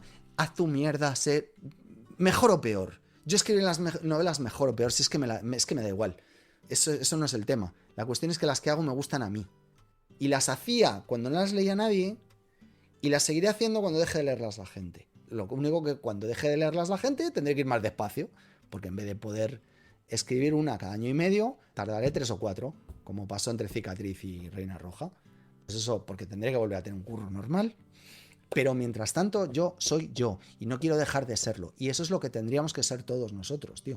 O sea, seas padre, madre, vecino del quinto, o contable, podcaster como tú o yo, o escritor o lo que sea, tú sé tú. Ya no te preocupes, que las cosas más o menos saldrán bien, o no, pero por lo menos podrás dormir por las noches. Esa es la diferencia, ¿no?, al final, entre el creador y el empresario. Y ojo que hay creadores que también pueden ser empresarios, pero cuando tú concibes tu arte como un producto y no como una pulsión, yo creo que ahí está el verdadero conflicto. Y es Ha habido grandes autores. Sí, por supuesto que lo he sabido, ¿eh? O sea, y Dumas hecho, era un empresario. Era un empresario, Tenía sin 7 más lejos, personas. efectivamente. Tenemos o sea, los 3 mosqueteros gracias a él, y el conde de Montecristo gracias Sí. a él. Y bueno, pues salió bien. Pero claro, para todo lo malo, siempre un ejemplo de una excepción en la que claro, sí, mira, eso excepciones sí. hay, excepciones va a haber siempre, pero es muy importante la forma en la que te relacionas con el arte. Y yo, por lo menos, en gente como tú, que lleva tanto tiempo trabajando, por ejemplo, escribiendo, ostras, que todavía tengas esa conexión y, como digo, esa pulsión creativa de decir, hostia, tío, es que esto lo estoy haciendo más allá de por un tema económico, que obviamente todos lo hacemos porque hay que comer, Joder, hay que vivir de hay que algo. comer. Por eso, o sea, estamos obligados, impelidos totalmente a seguir esos pasos, pero que haya todavía esa... Pues un poco seguramente lo que encontraste cuando eras un niño, cuando te leíste por primera vez a Agatha Christie, a Tolkien, a Pérez Reverte, al autor que sea. El hecho de decir, hostia, tío, es que hago esto porque soy esto en el fondo. Porque hay arte dentro de mí y necesito catalizarlo de alguna manera. Es que además tiene que ver con otra cosa que estamos hablando en abstracto también, pero bueno, por poner un ejemplo concreto. Cuando tú quieres hacer algo y contar una historia, normalmente eso tiene un coste. Cuando tú quieres fabricar un producto, eso tiene otro coste. ¿Esto qué quiere decir? El coste es un coste personal. Sí. Crear una cosa que te importe implica tiempo, esfuerzo, dinero, relaciones personales, dejar de ver a tus hijos, a tu mujer, a tu familia, encerrarte, conseguir algo y salir por el otro lado. Si ahora en la posición en la que estoy puedo decir una cosa que muy poca gente puede decir, y es que si yo quisiera sacar 2 putísimas mierdas súper enganchosas al año, lo que vendieran muchos libros, podría hacerlo. Llevo 20 años de carrera y puedo decir con naturalidad, si quisiera hacer un par de putísimas mierdas al año que vendieran mucho, podría. Pero es que no es eso lo que quiero. Lo que quiero es hacer una cosa que sea un poquito menos que una puta mierda cada año y medio, cada 2, pero que me guste a mí. Y mis críticos dirán lo que quieran, y seguramente hay alguna persona que nos esté escuchando que no esté escuchando el trasfondo de lo que estoy intentando decir y se agarre a esto para decir que es una soberbia injustificada, pero no es verdad. No lo creo, Es tan sencillo, no, claro que no lo crees porque no es. No lo es. Claro, o sea, no. yo tengo un ego gigantesco, pero el ego gigantesco no es una vanidad tampoco. gigantesca. No, joder, Claro. ¿desde dónde vas a crear? ¿Desde dónde cuentas? Si no es desde el ego? Efectivamente. Pero el ego no es vanidad. Yo no tengo vanidad. Fíjate si te digo que no tengo vanidad, que antes de publicar cada novela, lo primero que hago es dársela a mis amigos y decir qué quito y qué pongo. Rodrigo Cortés Sí. me vino con 84 páginas de cambios para mentira. Eso no quiere decir cambios en 84 páginas. Quiere decir que me cambió, o sea, lo que cambió ocupaba 84 páginas. y diciéndome, esta metáfora es una puta mierda, esto parece segundo de Boop, esto me lo quitas porque es una puta basura, Contacto, esto me ha hecho mucho. gracia. No, el tacto de Rodrigo es cero. Por eso. Entonces, de hecho, él le gusta mucho corregirme los libros porque dice, es que contigo puedo, Ya. ¿sabes? Y qué importante, Y entonces, por otro lado, Juan, qué importante es tener amigos así. le debo todo mi éxito a todo el mundo que me rodea. ¿Sabes? Yo trabajo mucho, sí, pero la suerte que he tenido es de gente que me coloque en un lugar mental y Qué espiritual importante es eso. y bonito. Y luego, tío, que me cambia los libros sin cobrar, ¿sabes, Rodrigo? Entonces me los mejora de puta madre. Vamos, ya se cambia, claro que sí. Lo que tú quieras, Rodrigo, pide por esa boca. Yo te lo cambio. Claro. Es que es un acto de amor en el fondo. Lo que está haciendo, más allá de que estamos hablando de Rodrigo, y bueno, pues él es Rodrigo, pero es un acto de amor. El hecho de molestar. Dedica una semana, Sí, sí, ¿eh? sí, que que la gente no Una es semana consciente, pero de un director de Hollywood, nivel Hollywood, un tío que dirige a Uma Thurman, que dirige a Robert De Ryan Niro, Reynolds, sí, sí. a Robert De Niro, a Sigourney Weaver, a Cillian Murphy, un tío que hace esas cosas, se para una semana de su vida para leer mi puto libro y venirme con todos los cambios. ¿Cómo no voy a respetar yo eso? Sobre todo porque en el 98% de las ocasiones tienes razón. Tienes razón. Claro, entonces ya está. Entonces, es que es eso, tío. Lo que pasa es que nadie habla de estas cosas. Ya. Nadie habla de estas cosas. Pero el arte siempre es una cuestión de una suma de tus influencias más la gente que está a tu alrededor y que te ayuda a llegar a un sitio. Lo que pasa es que, claro, estamos tan acostumbrados al endiosamiento que somos incapaces de reconocer en muchas ocasiones cuando alguien te está hablando con la naturalidad de decir, sí, claro, es que yo había hecho algo, dediqué 2 años de mi puta vida a esto, y entonces, y cuando terminé, llegó una persona y me dijo, esto está mal, esto está mal, esto está mal, que es lo que hace un trabajo el editor, por cierto. Y yo le decía, yo a Rodrigo en esta última ocasión, digo, joder, es la vez que más me has cambiado, tío, me da un poquito de vergüenza. Y me decía, no la tengas. Dice, porque tú eres la madre amorosa y cuidadosa que ha llevado un bebé hasta los 2 años de edad, y yo soy el tío simpático que entra, ve unos pañales en el suelo y los echa a la papelera. Dice, pero a cuidar a ese niño ha llevado un curro, ¿sabes? Y encima, con la suerte de que lo voy a firmar yo. Por favor, claro que sí, cámbiame todo lo que quieras. Y mientras vengas a mejorar, si es que de esto se trata, ¿no? Es posiblemente lo que más me ha sorprendido. Me he leído ya la última novela, me la he leído ya. Te lo agradezco mucho. y ¿Lo has comprado? Me llegó una bolsita con mi nombre y un reloj. Vale. Un Casio amarillo. ¿Qué es lo Pero- que te ha sorprendido, decías? Pero lo que más me ha gustado, y además es una de las cosas que también le comuniqué a Aurelio, el hecho de desde la consciencia de que, como tú mencionabas antes, yo sé lo que puede funcionar. Yo sé que si escribo una novela de Antonia y John, esto va a vender, seguro. Pero desde la propia consciencia, decir, no, yo te voy a contar una historia totalmente diferente. El hecho de dar ese paso como artista, para mí es súper potente y es posiblemente lo que más admiro de la novela ahora mismo. El hecho de decir, no, tío, no. Yo sé qué es lo que quiere la gente, yo sé lo que pide la gente, pero es que aquí estoy yo. Aquí está el creador, aquí está lo que late dentro de mi corazón y lo que quiere contar. También es escarmentar en cabeza ajena, ¿eh? Que yo sé lo que le pasó a Conan Doyle. Entonces no paso. O sea, quiere decir que no. No me estoy comparando con él, que él es un grande y yo soy un mierda. Sí, pero se entiende lo que quieres decir. Claro, pero no me voy a meter en un... O sea, no voy a estar toda la vida haciendo esto. Entonces, sobre todo por una razón. Es que me aburro si no. Claro. Quiero decir, yo ahora mismo, no te exagero nada, con lo bien que tengo cogido el tono a ambos personajes y más, no solo habiendo escrito 3 libros de Anthony Scott y John Gutiérrez, sino además de eso, habiendo pasado por mi cabeza el filtro de todos los guiones de las 3 temporadas de la serie, en la que hemos tenido que debatir muchísimo sobre cómo hablaban Antonio y John, y habiendo aprendido mucho de Victoria Luengo y de Hobby Kouchkerian, de cómo hablaban ellos, no te exagero al decirte que ahora mismo, para mi coste personal en tiempo y en esfuerzo de hacer otra novela con Antonio Scott y John Gutiérrez, es mucho más bajo Claro. de lo que supone escribir mentira. Si mentira me llevo 2 años, una novela de Antonio y John ahora mismo me podría llevar 6 meses. Desde concebir la idea inicial hasta tener un manuscrito listo para repasar. Pero que es que no va de eso. Va de que precisamente lo que no quiero es aburrirme. Spielberg no hizo Tiburón 2 después de haber hecho la 1, sobre todo. No lo hizo porque ya la había hecho. Entonces llega un momento en el que, y perdona que nos comparemos siempre con los grandes, pero joder, es que al final son la gente en la que te miras, ¿no?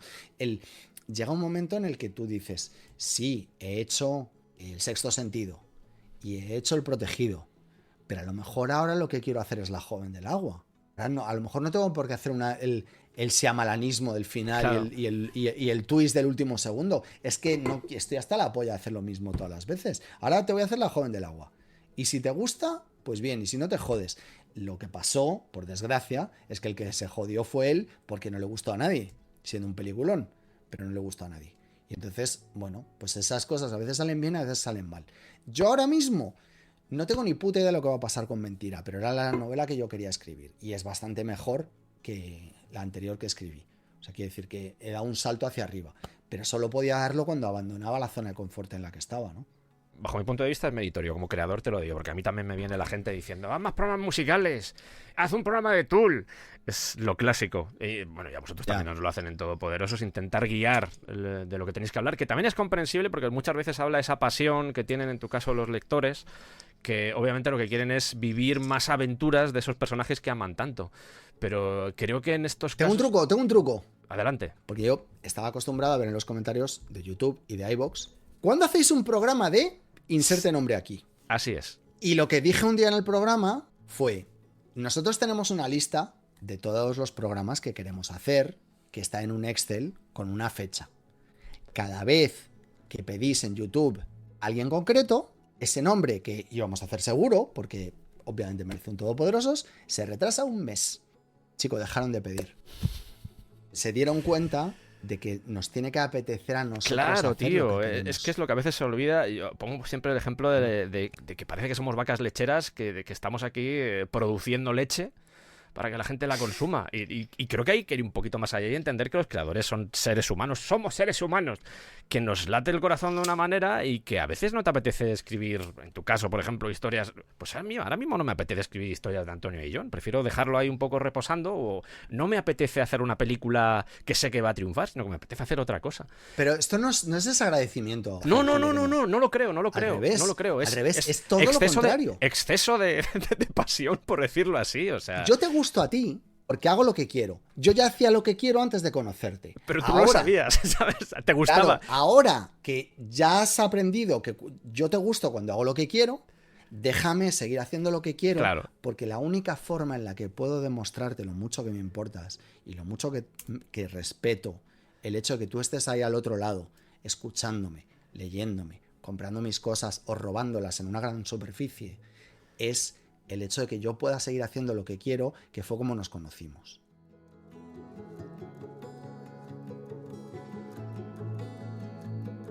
Vamos a terminar si quieres con la entrada, porque podría estar hablando contigo un ratazo, pero tampoco quiero tenerte aquí secuestrado más tiempo. Vamos a terminar con la entrada. Te pedí una entrada de un concierto que fuera importante o que te hubiese marcado de alguna manera. Y elegiste una de 1990, un concierto de 1990 de Un Pingüino en mi ascensor. Que Correcto. tenías tú 13 años, si no me fallan las cuentas. ¿Qué pregunta tienes? ¿Te ha sorprendido, no?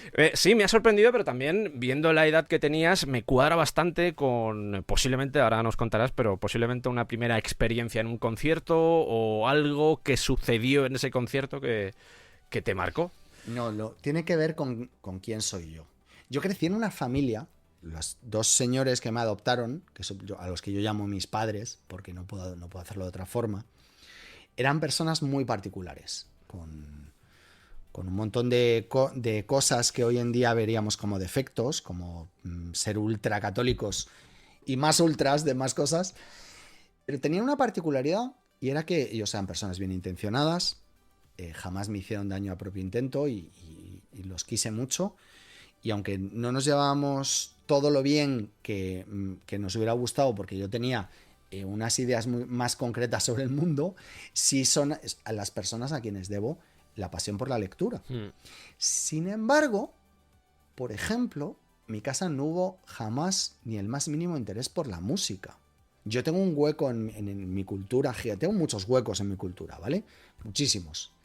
Pero tengo un hueco musical gigantesco, de hueco, porque yo no sé apreciar Pink Floyd, por ejemplo.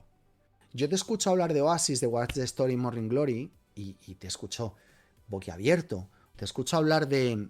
¿Cómo se llama el instrumento raro este que sacaban en Batman? Sí, el Glockenspiel. Sí, el Glockenspiel. Carrillón. Vale. Sí. Yo empiezo a escucharte hablar de eso y te escucho de rodillas y te escucho abrumado y te digo, pienso muchas veces para mí, para mis adentros, ojalá fuera yo capaz de entender intelectualmente la música como la entiende Sergio, te tengo mucha envidia, de verdad. Porque yo no soy capaz, yo no tengo eso dentro de mí.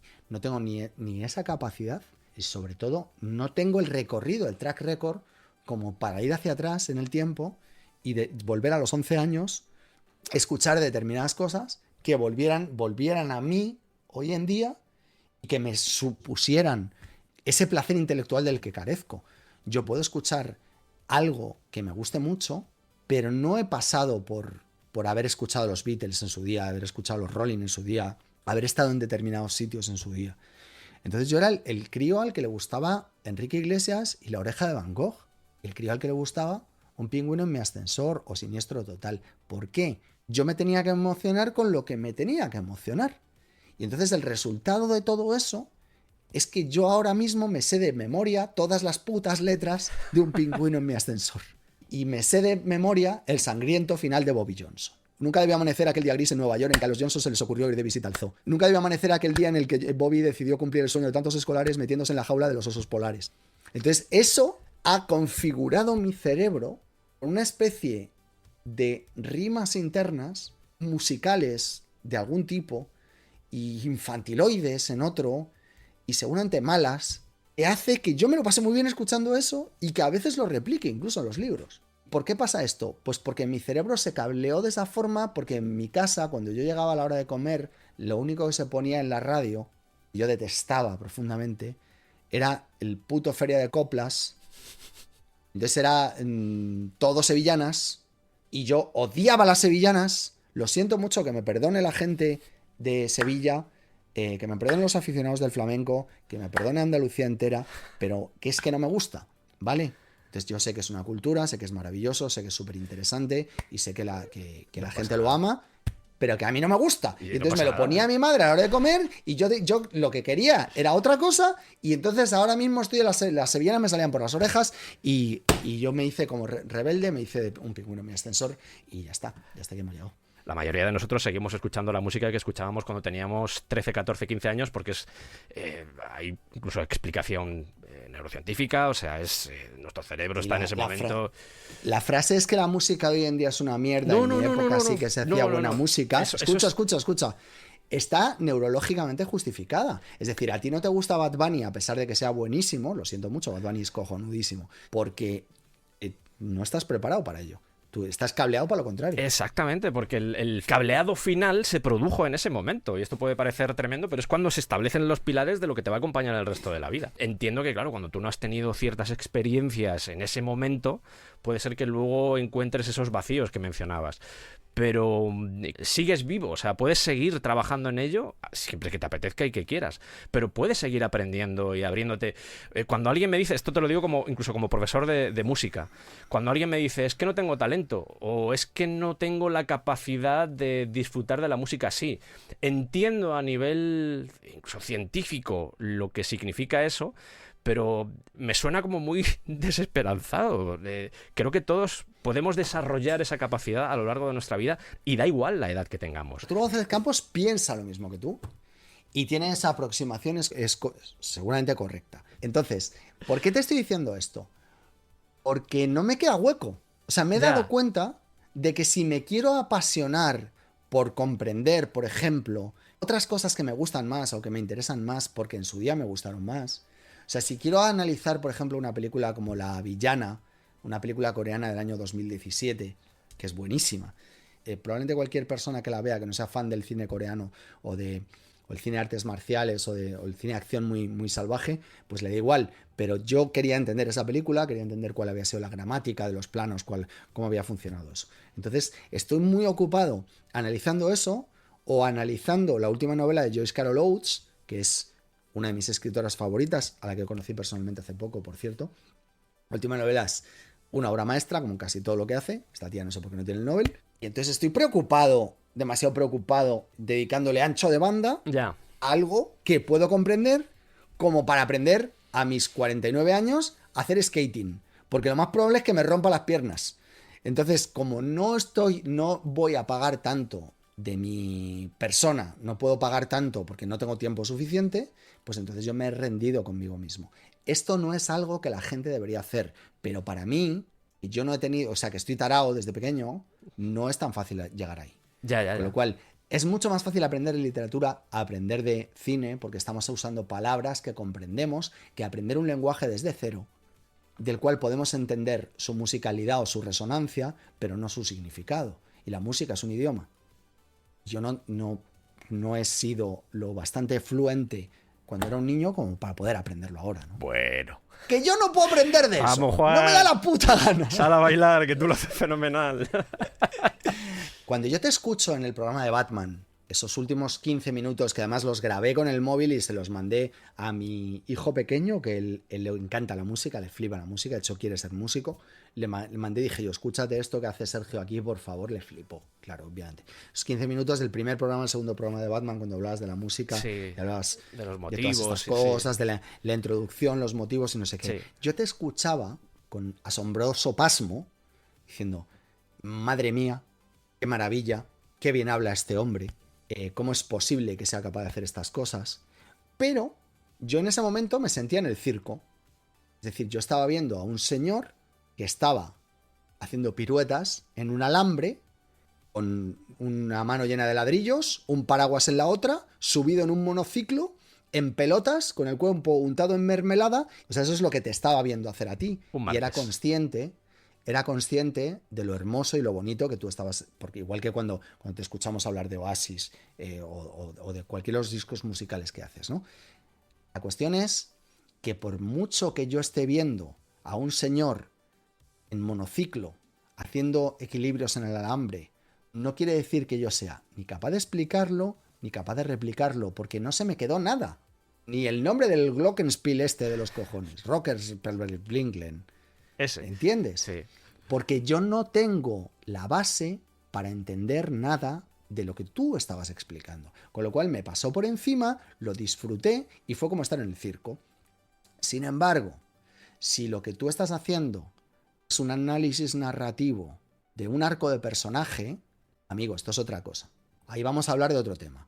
Porque eso, que sí que es integral a mi existencia, muy probablemente te escuche y te diga, claro, no solo lo memorice y sea capaz de replicártelo años después, sino que es que lo habré entendido, creo que modestamente, en el mismo nivel que tú, y sin embargo soy un retrasado en lo otro.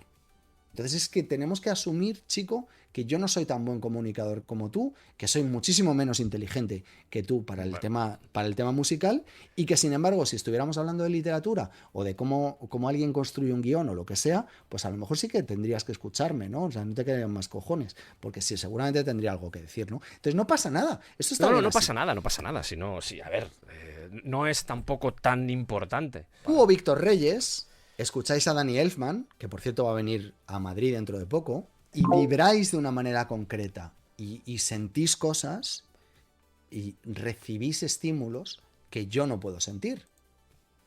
Si mi amigo Rodrigo Cortés está viendo un plano de Tarkovsky o un movimiento de cámara o la apertura del granero en Sinners y se emociona con algo concreto, es porque él lleva toda su vida, cada uno de los pasos que le ha llevado a que eso le guste muchísimo.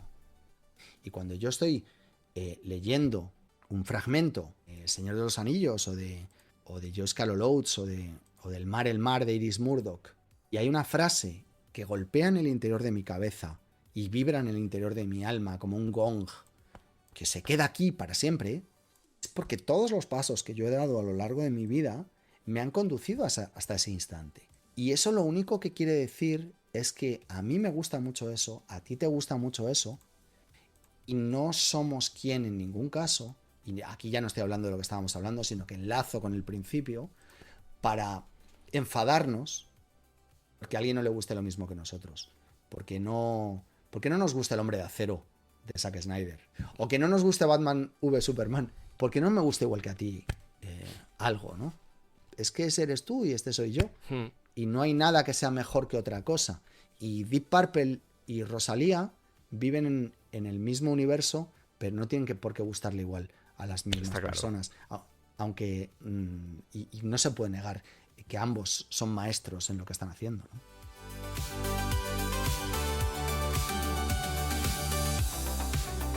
Muchas gracias, Juan, por este ratito que has pasado conmigo. Yo solo te digo una cosa, yo hay mucha gente a la que quiero en la vida y hay bastantes menos personas a las que admiro, y tú eres una persona a la que admiro, así que me gustaría, por favor, que cada vez que te apetezca que me llames para que desbarremos sobre cualquier cosa que tú quieras, porque yo escuchándote aprendo mucho. Por desgracia hoy he hablado yo hoy más que tú. Pido disculpas a los oyentes por haber estropeado Joder, sí. estas horas. Bastante me escucha a mí la gente. Está bien que haya otras voces y otros protagonistas. Joder, por lo menos para eso estamos aquí, básicamente. Gracias a ti, de verdad. Bueno, te agradezco de corazón. ¿te tío. puedo hacer una pregunta antes de que nos despidamos? Por supuesto. Después de este rato que llevamos hablando, ¿has decidido ya si soy o no soy gilipollas?